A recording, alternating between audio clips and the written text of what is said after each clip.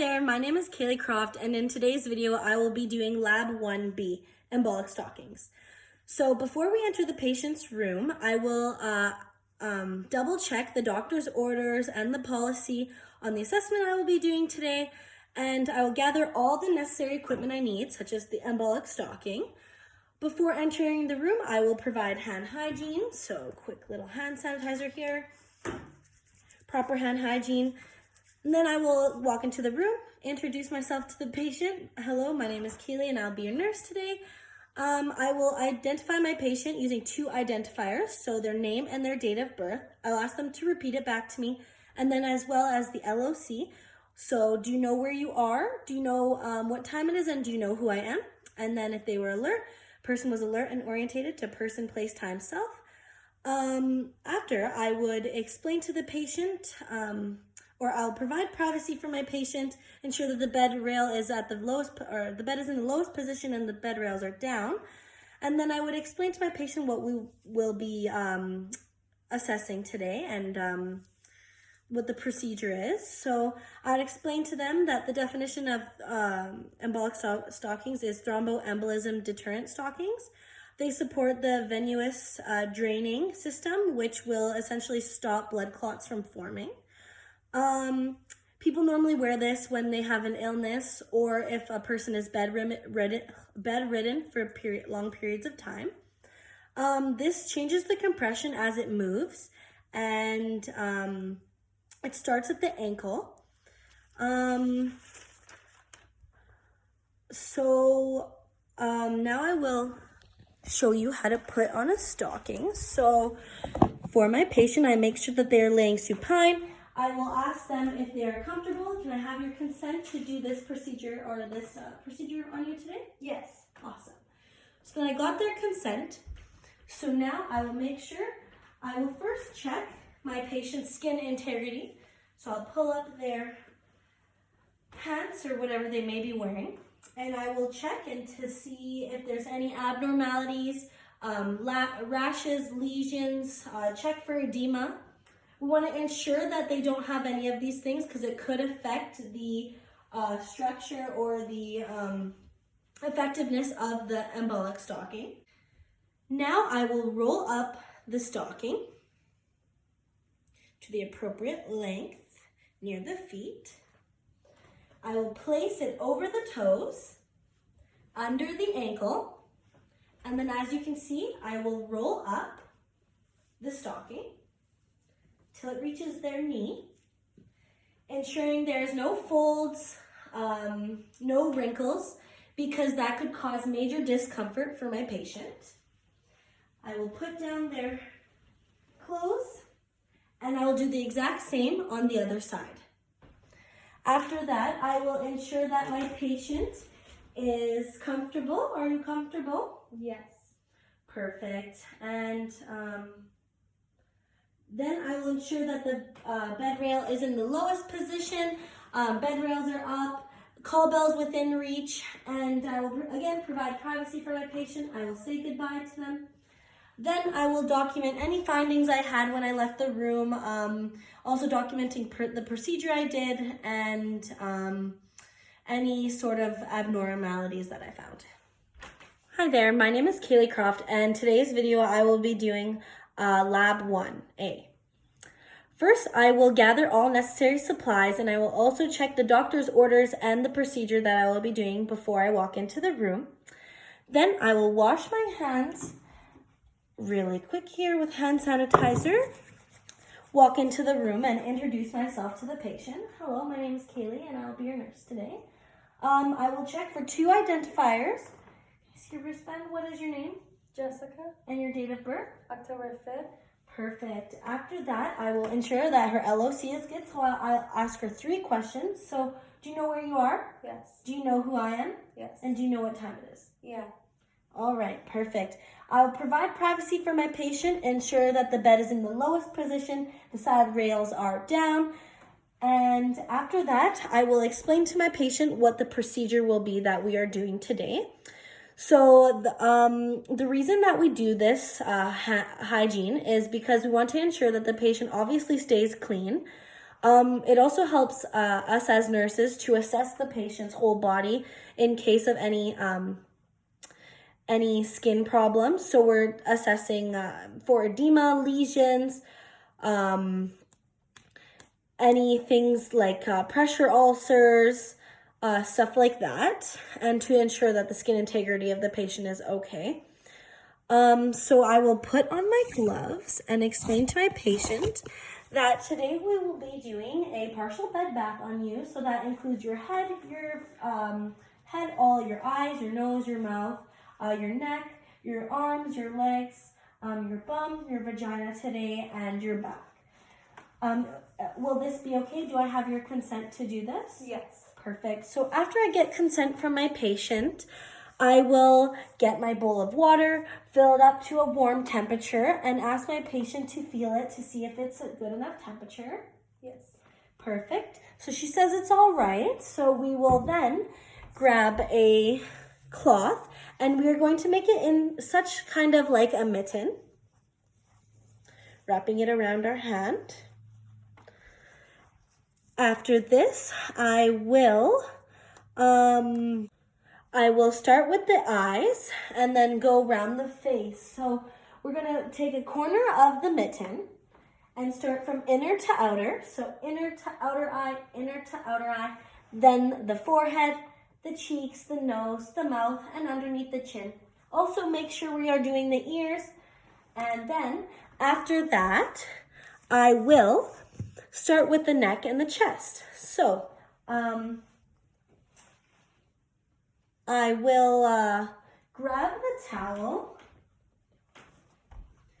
and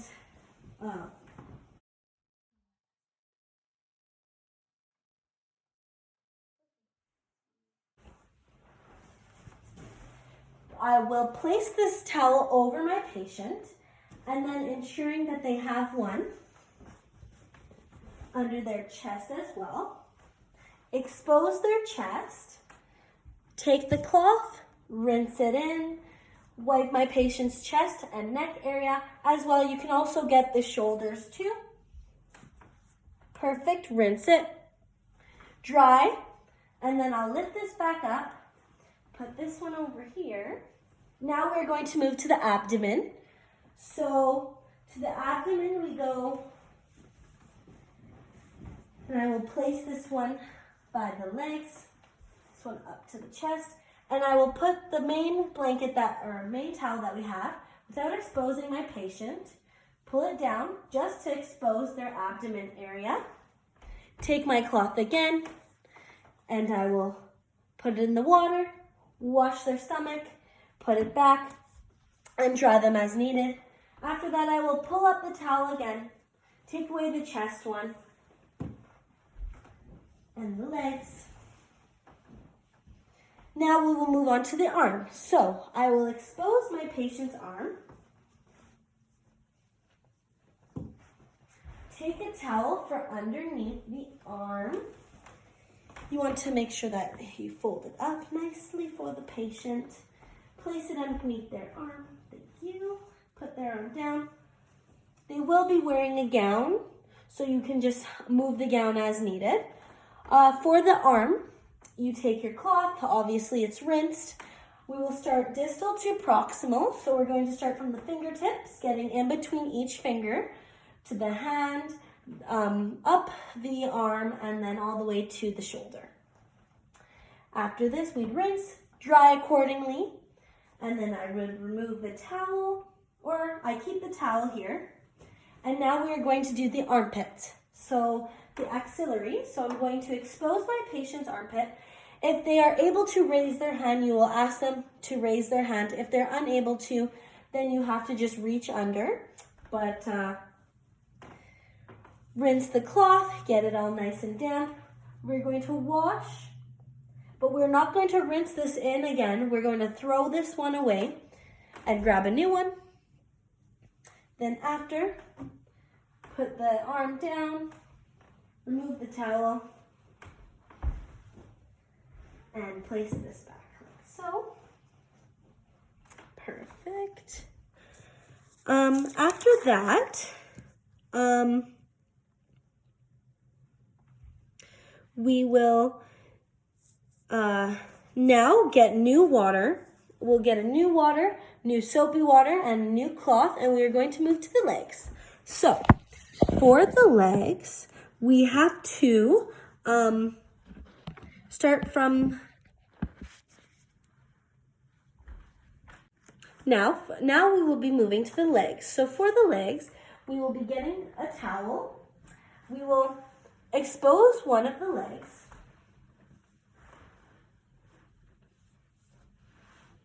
Perfect. And we're going to start from the ankle to the knee, and then to the knee to the upper thigh.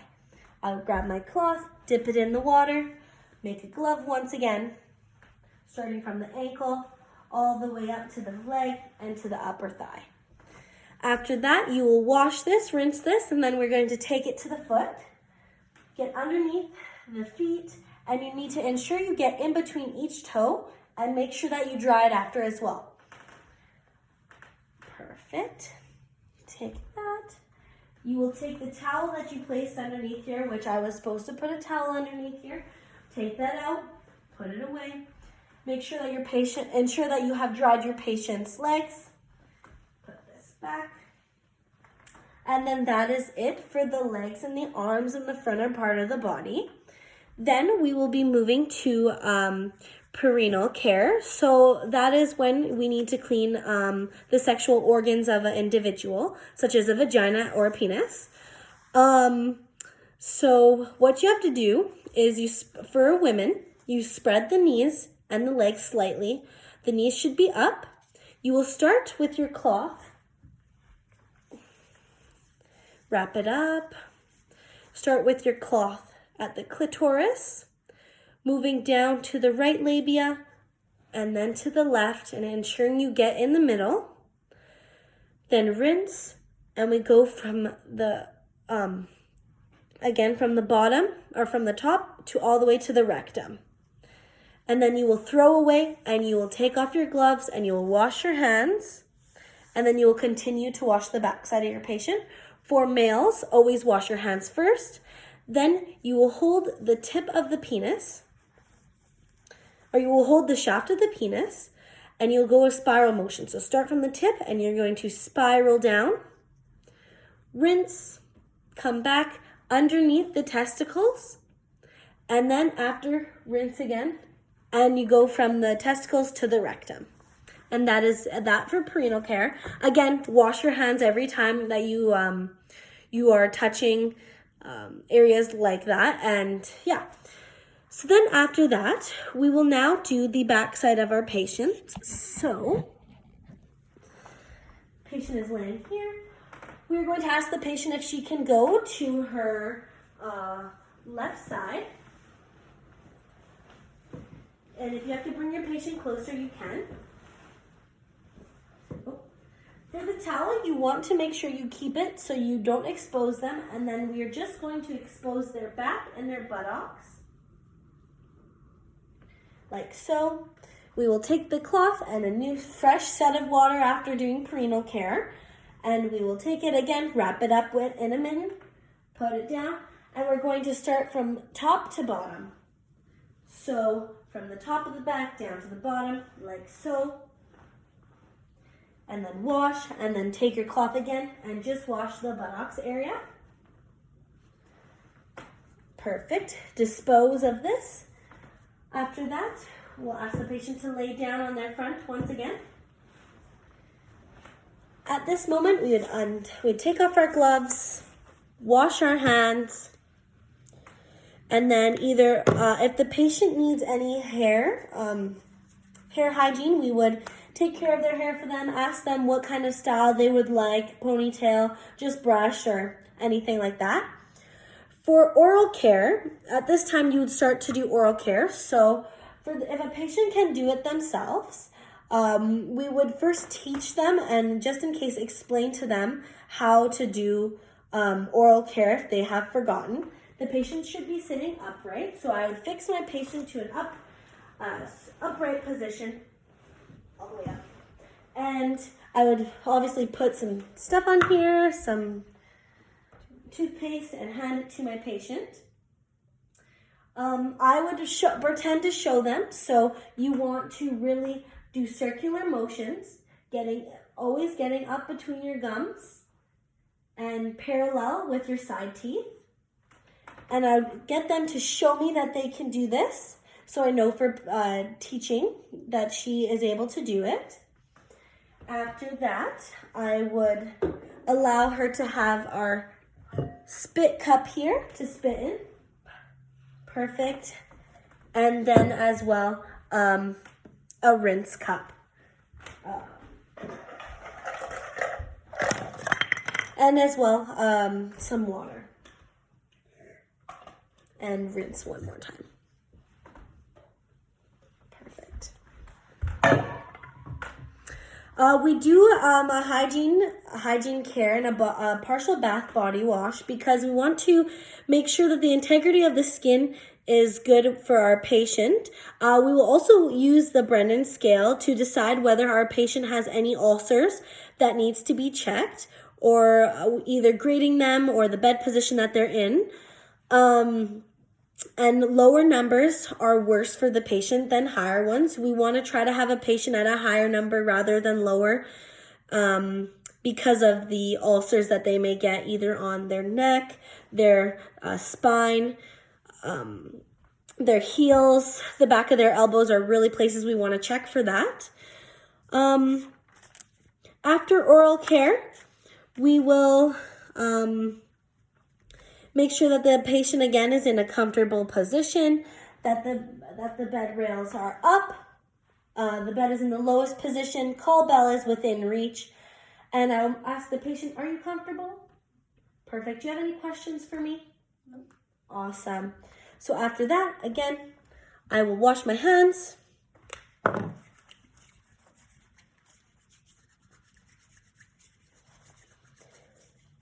And leave the patient. I will document any findings that I have found and also document the assessment and the procedures that I have done. With an unconscious patient for oral care, you always want to make sure that you test for their gag reflex. Then you will move their head lower and lay them to the side on a mattress. Place a towel under their head and then use an oral airway if necessary. We want to suction the extra liquid as we're brushing, either having just suctioning any liquid or excess liquid, and rinse with a ball suture for the mouth, and as well using a toothbrush, doing the same circular motions and ensuring that their mouth is wet before administering the care to them. And after that, before leaving them, moisturize their lips so they don't break or get crusty, and then dispose of anything that we used in the garbage.